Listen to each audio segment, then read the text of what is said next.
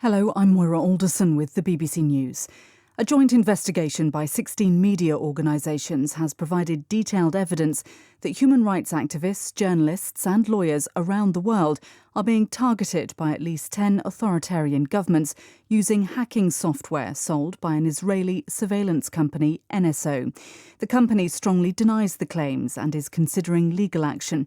Our cyber reporter Joe Tidy explains how it works. It's very powerful software, so sometimes all it takes is a phone call. You don't even need to click on anything or download anything. This spyware can be on your phone and your camera, your microphones, everything you do, all your emails and messages, and every type you take on your keyboard is all being sent back to the attacker, which in theory should be, of course, a law enforcement operation. In Britain, the government has removed most of the remaining restrictions aimed at preventing the spread of COVID-19. From now on, in England, the rules are different in the rest of the UK. Mask wearing and social distancing are no longer required, and all parts of the economy can reopen.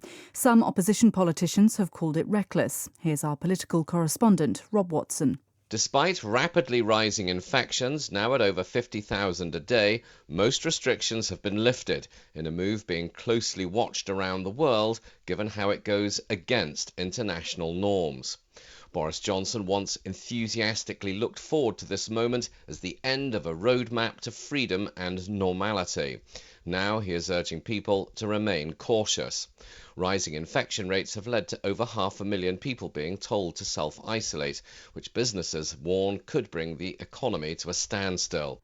The Afghan government and Taliban militants say they will speed up their peace talks and are committed to continuing the high-level negotiations until a settlement is found. But the announcement, which came after the latest round of meetings in Qatar, contained few details or signs of any possible breakthroughs. Here's Lise Doucette. The political leaders who came from Kabul had wanted to begin discussions on a roadmap for Afghanistan's political future. But the Taliban did not want to be drawn into a detailed process or even a date for a next round of talks.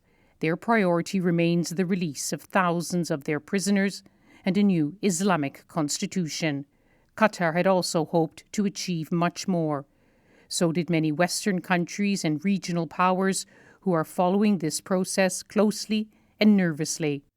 A growing number of Olympic athletes and officials have either been infected with coronavirus or are in quarantine just 5 days before the Games officially begin.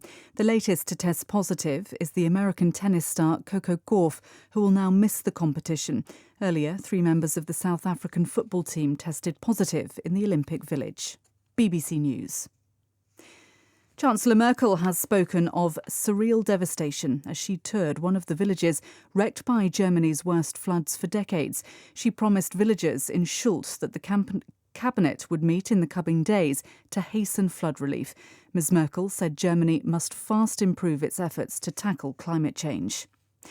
The Danish cartoonist Kurt Vestergaard, best known for his controversial caricature of the Prophet Muhammad, has died. He was 84. David Bamford reports. When Kurt Vestergaard published his satirical drawing of the Prophet Muhammad in 2006, it went largely unnoticed at first. But a campaign by Islamist activists led to protests and later violence in many Muslim countries. Vestergaard was the target of an assassination attempt and had to spend the rest of his life under police protection at a secret address.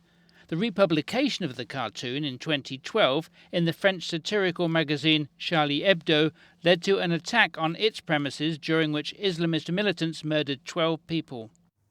More than 700 Venezuelans have been put on a boat and repatriated from Trinidad and Tobago after failing to find jobs there. The local economy has suffered with a surge in coronavirus cases, leading to an overnight curfew and other measures. An influx of migrants has led to tensions on the islands. About 120 Venezuelans were deported last week, bringing the total of migrants expelled from Trinidad this year to more than 2,000.